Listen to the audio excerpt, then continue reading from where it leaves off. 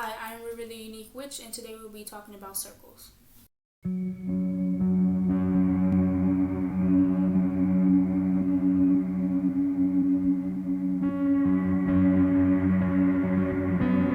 First, before we get into any of the actual practice and the casting of circles, I would like to say that casting circles is a big part of my craft.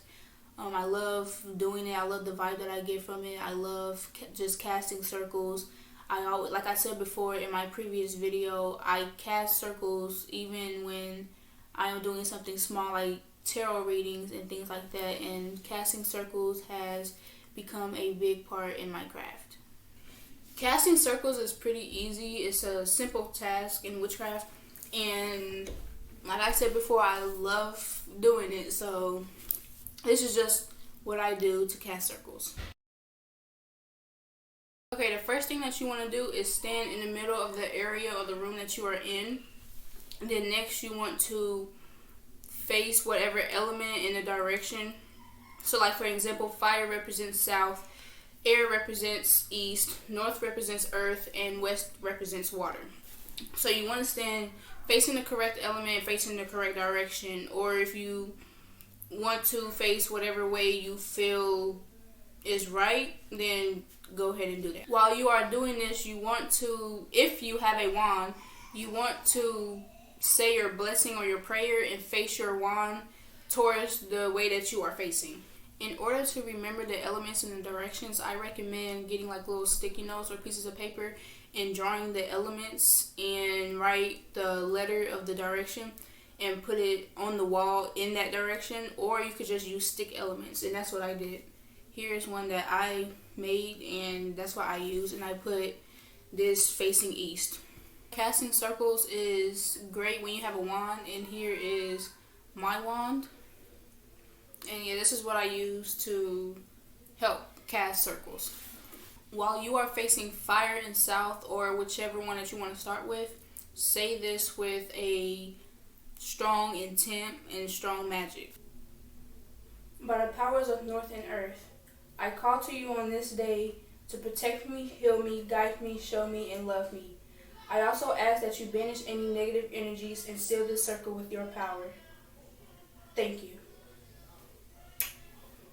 Now say this for each element in each direction. And after I do this and say these blessings and these prayers, I like to, like you've seen before in that skit, I like to kiss my wand and say thank you while I am facing my wand towards the direction again. After I've done this, I take my wand and face it towards the ceiling and say a blessing or prayer for spirit.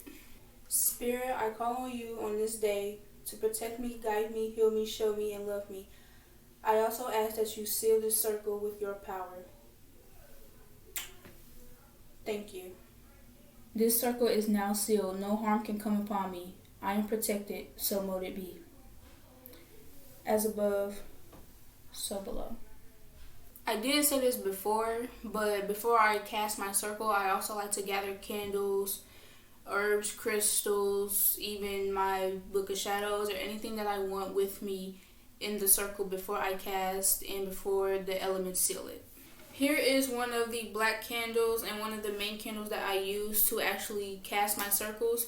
I really love it. It's a very beautiful handmade candle, and my mom actually got it for me from Ollie's. And candles like this, or black candles at all, I really recommend them when you are casting circles. To undo a circle or to open and close it, you basically do what you did to cast in the first place. You face the elements and you tell them that you would like to open the circle and close it. Also, please make sure that you thank your deities if you invoked any, and also thank the elements. And also, as you're facing each element in each direction, you could actually do this counterclockwise. I know I like to do it counterclockwise. It works best for me.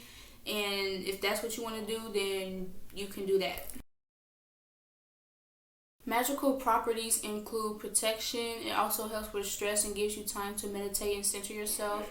And also a very magical property is, of course, the elements, like I've been talking about. Because, I mean, every day you work with the elements. Earth, air, fire, and water, and spirit. So asking them and calling on them to help you cast this circle is a great and powerful thing. Another magical property of circles is that circles is also another way and a great way to shield.